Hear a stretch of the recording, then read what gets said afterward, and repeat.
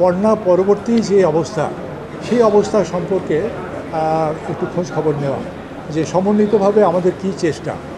বন্যা হয়ে গেছে, সেইটার উপরে আর আক্ষেপ আহাজারি না করে আগামীতে এই বন্যা পরিস্থিতি মোকাবিলার জন্য আমরা সকলে মিলে কি প্রচেষ্টা চালাচ্ছি।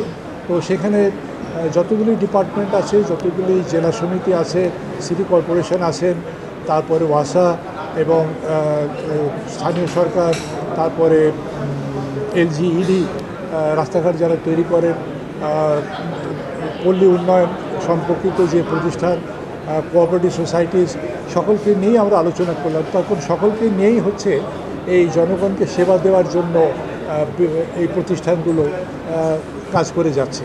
তো তাদের মধ্যে যদি সমন্বিত একটা প্রচেষ্টা না থাকে, কোঅর্ডিনেশন না থাকে, নেটওয়ার্কিং না থাকে, তাহলে এগুলো সম্ভব হয় না। তো আমি সেইটারই একটা সূচনা করলাম যে আপনাদের মধ্যে নিয়মিত একটা কোঅর্ডিনেশন, একটা নেটওয়ার্কিং দরকার, এবং সেটা সচরাচর হয়ে থাকে। আমাদের যিনি জেলা প্রশাসক আছেন ওনার ছত্রতলায় এটা হয়ে থাকে।